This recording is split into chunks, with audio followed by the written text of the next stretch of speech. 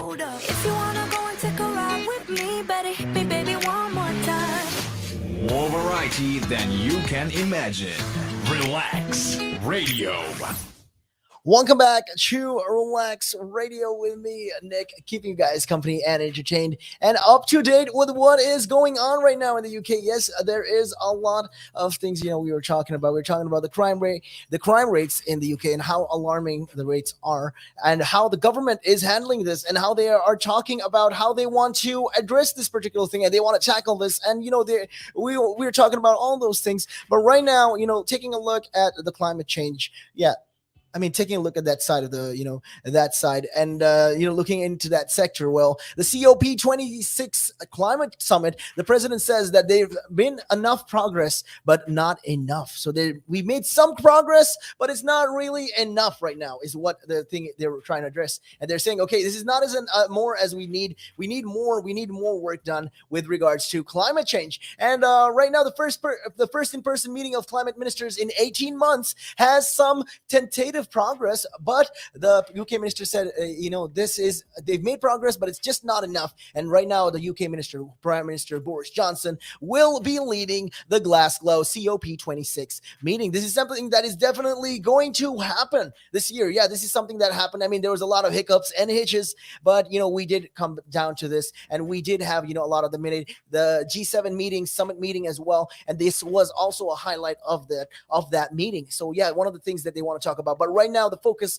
is on the weather and how, it's affecting the UK. And hey, if you're wondering who this is, well, I'm Nick, and I'm keeping you guys company all the way until 6 p.m. That's right, only here on a Real Talk. And if you want to be part of the show, pretty simple. All you got to do is call me up on those numbers, 07852 473-473. That's right. Those are the magical numbers. And also, don't forget, you can check us out on social media platform. Follow us on Instagram, Twitter, and TikTok, or you can also like us on Facebook. We go live on Facebook, on YouTube as well. Subscribe, like, and follow for that amazing content. And with that being said, getting back to it right now, the Prime Minister, Boris Johnson, is going to be leading the COP26. That's going to be happening in Glasgow. And Alok Sharma said that the countries aligned more closely on climate issue, but on some key matters, they were not yet close enough. I mean, yes, we are talking about all these things, right? And we're saying, okay, right now we've reached that point where, okay, we're going to be doing this. This is how we are. We're talking about climate change. Climate change is definitely a very real thing.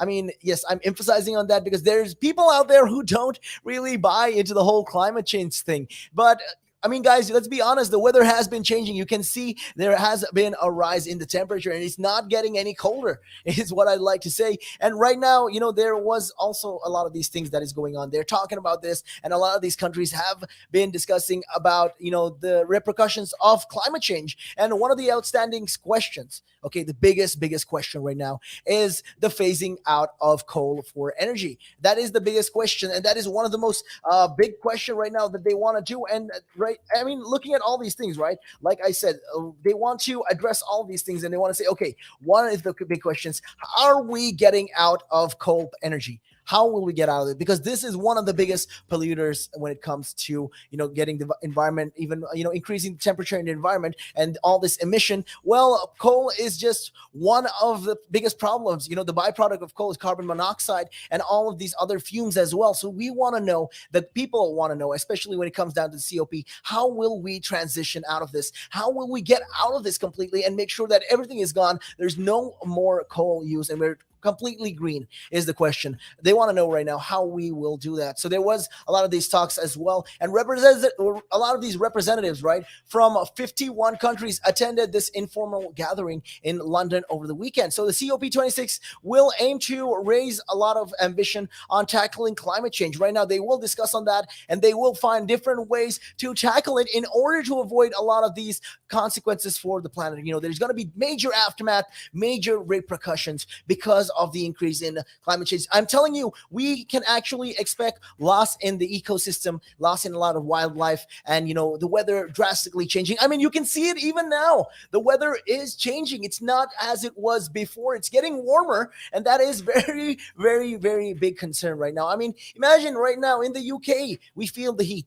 in these other countries, what about the countries like in the Middle East, for instance, or in Africa? How much heat do they feel? So I'm telling you, this is something that is definitely pressing, and it is going on a lot of people's minds. So with just 3 months more for the Glasgow Summit, well, there has been a lot of scientific and diplomatic activity in the recent days, and all this mostly is related to climate change. And one of this is scientists, from the governmental panel on climate change, or the IPCC. Yeah, the UN's climate science body have begun 2 weeks of discussion to try and agree a new report on the state of the global climate. And looking at the political front of it, okay, looking at it from a political standpoint, well, environment ministers from the G20 group of nations met in Naples last week in Italy to try and make progress on questions, such as the elimination of coal, such as to get rid of coal completely from our power dependency and generation. We require coal for power generation, but we want to cut out on that. How do we do that? How do we get there? And how do we make sure that we don't use coal anymore?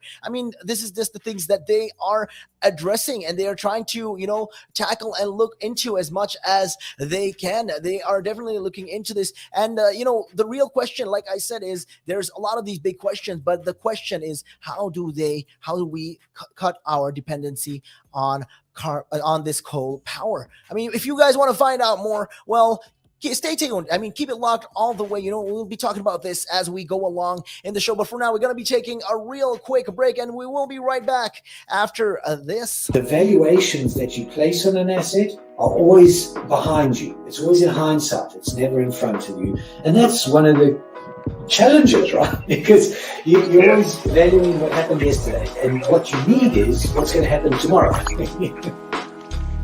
What am I saving or investing for? Why am I doing it? When will I need the money? And how much money do I need? Yeah. So that's quite important, because when you're looking at your net worth, you got to start and say, well, what do I want my net worth to be? So that there's a goal.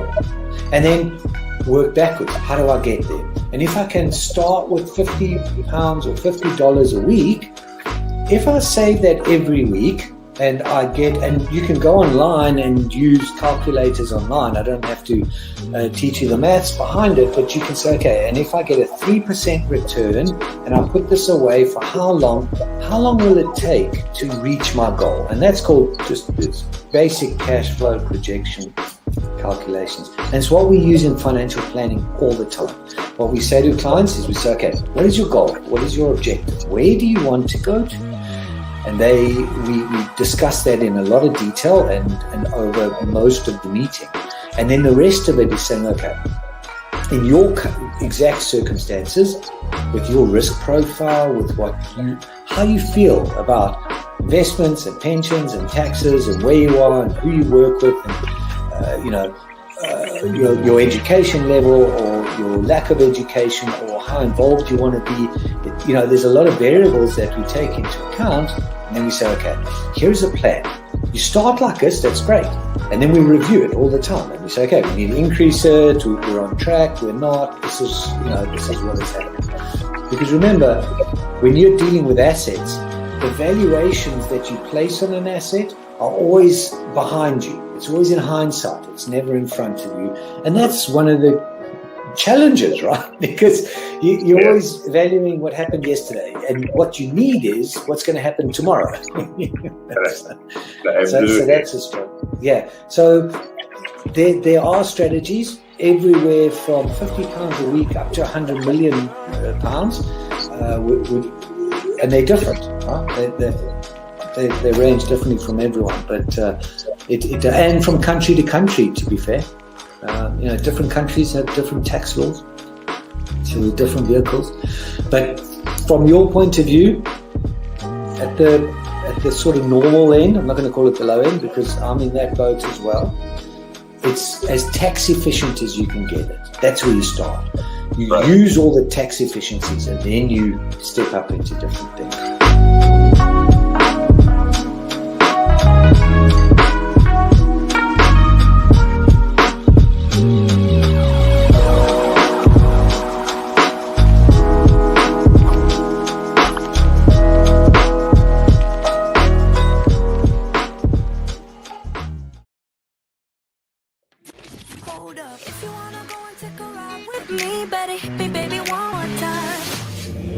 variety than you can imagine. Relax Radio.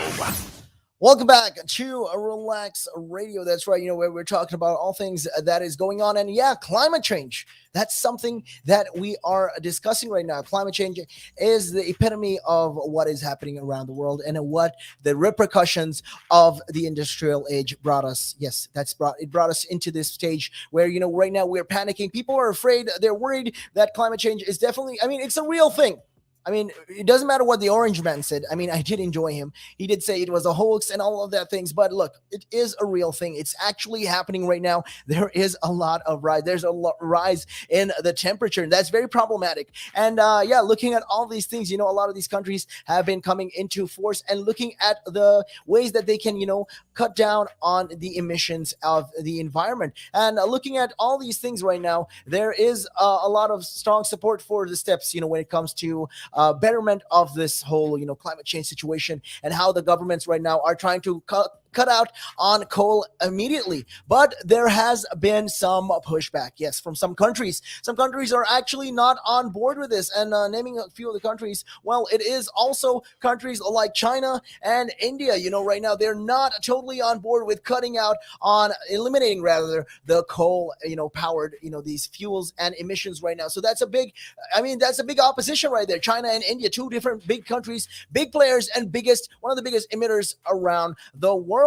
So there's also been some dissent from some G20 countries, right? Some G20 countries have been talking about this and they've not been agreeing. And they know that right now there is a rise in temperature. So it's a 1.5 degrees Celsius rise. And they want to get, this is the goal right now. The Paris Agreement, this was agreed on, and they were talking about all these things. And they were discussing on this. And they're saying the planet is warming up. We want to cut down on this. How can we do this? But there's a lot of nations, right now, they're not submitting. They're not going through. They don't really want to go through with the new plans that the G20 is trying to implement. So some countries are opposed to this. Like I said, for example, India, and we got China as well. And these two are not small countries. These are countries, one of the biggest emitters in the world. So with that regards, many of the same, ministers also in the UK right now, in London, they've talked about this and at an informal gathering organized by the UK to discuss some of these key issues that will need resolving before the COP26. So in all, representatives from 51 countries, including the United States, India, China, and took all part in this meeting, along with nations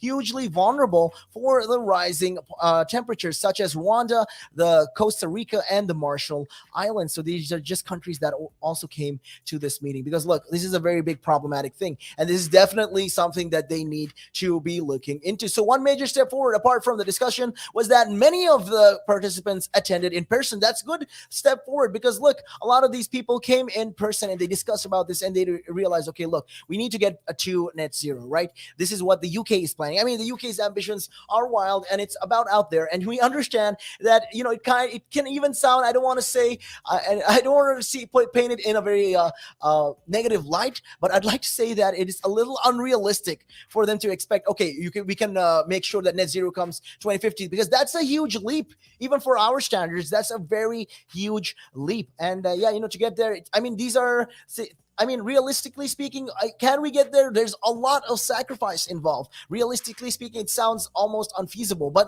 I mean, the government is planning to get into that transition. So right now, they're trying to get other countries to work together with regards to this. And there's also some range of issues relating to the work of the Paris Agreement that have not yet reached this satisfactory resolvement. So right now, such roles of the carbon markets and common timeframes for reporting progress. So Mr. Sharma said some small steps have been agreed on these questions. So there's been a lot of, like I said, a lot of discussion with this regards. And among a lot of ministers who attended this informal meeting and gathering, was the U.S. climate envoy, John Kerry. And yeah, right now, John Kerry has warned that countries like China will have to do more heavy lifting when it comes down to cutting of the carbon. It's not just our countries as well. It's countries like China, countries like India will need to do a lot of heavy lifting with that regard, saying that it is without greater efforts from Beijing, the idea of keeping the rise in temperatures under 1.5 degrees Celsius, well, as I quote, as he quotes rather, is essentially impossible.